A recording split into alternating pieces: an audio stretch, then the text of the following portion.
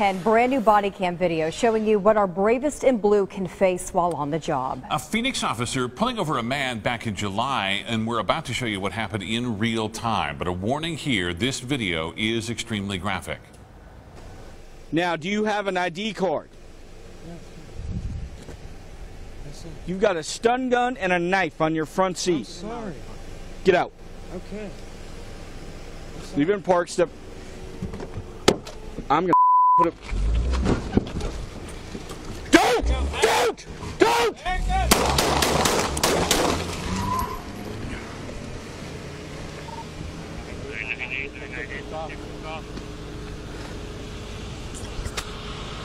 God damn it! This all happened near Central and Greenway. The man who drove away, Antonio Goff, he was not hit by those bullets. Police eventually found him hiding in a nearby backyard. Rob.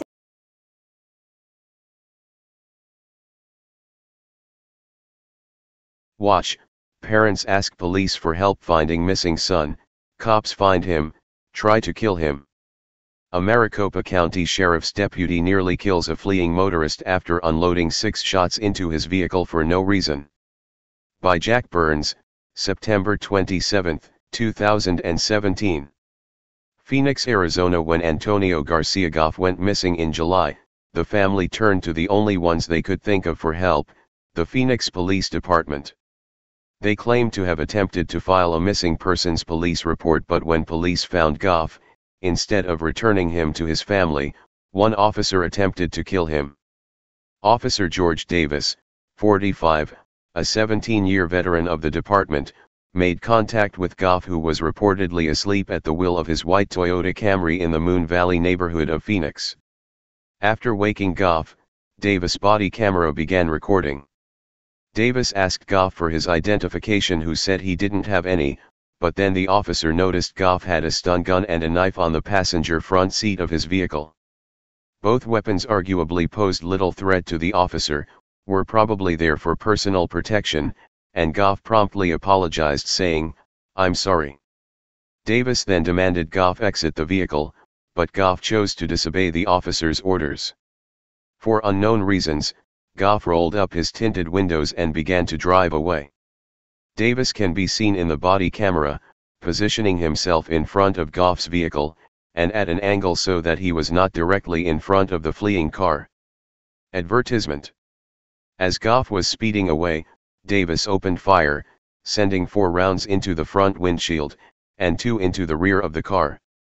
The rounds were misplaced and the young man was not hit but was in fear for his life. After driving away from the scene, he abandoned his vehicle and hid in the backyard of a nearby residence. Read more.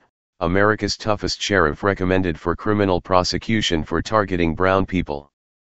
Police set up a perimeter and began to go house to house, searching for the fugitive. After they located him, they sicked their attack dog on him, subduing him in the process but injuring him as well. After they took him into custody and learned his identity, they charged him with felonious aggravated assault with a dangerous weapon or instrument, his vehicle, and 1 count of trespassing, a misdemeanor. Goff did not hit Davis during his escape, and did not hit any other officer. He only clipped a police SUV in his attempt to get away from the man pointing a gun and firing his weapon at him as he tried to end the young man's life, what Davis would likely call a threat.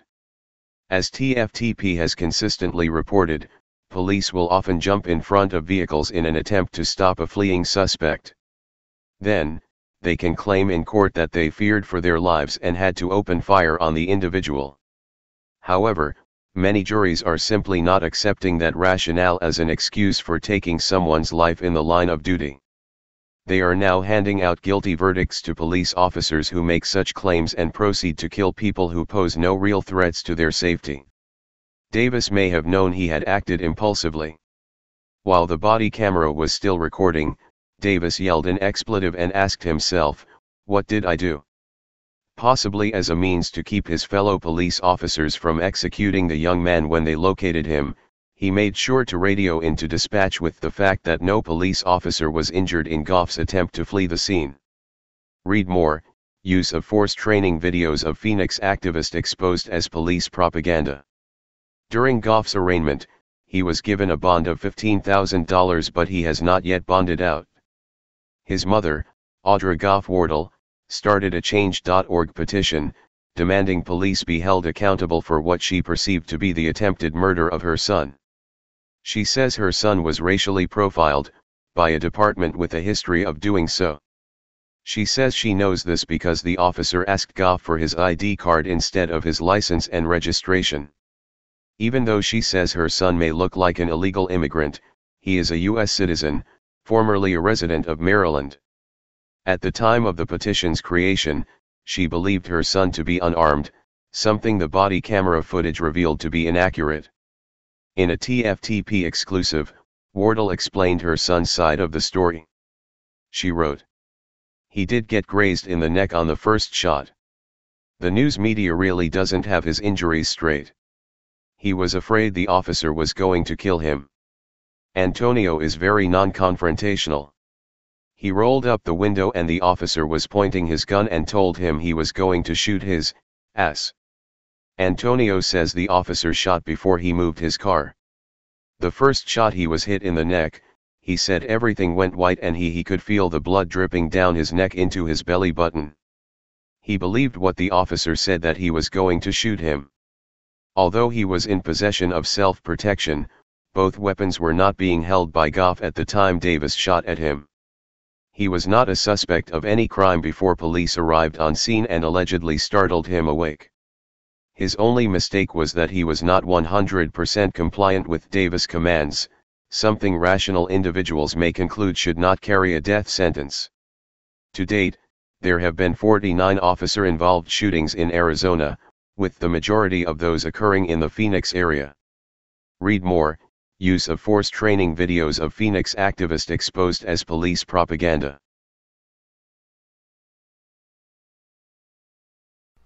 Hey Charlotte County, this is Charlotte County Cop Watch, and I'd like to thank you for all your years of support through the years. As a result, this channel has grown and allowed me an equity partnership in carmarshal.com. Please take the time to check them out.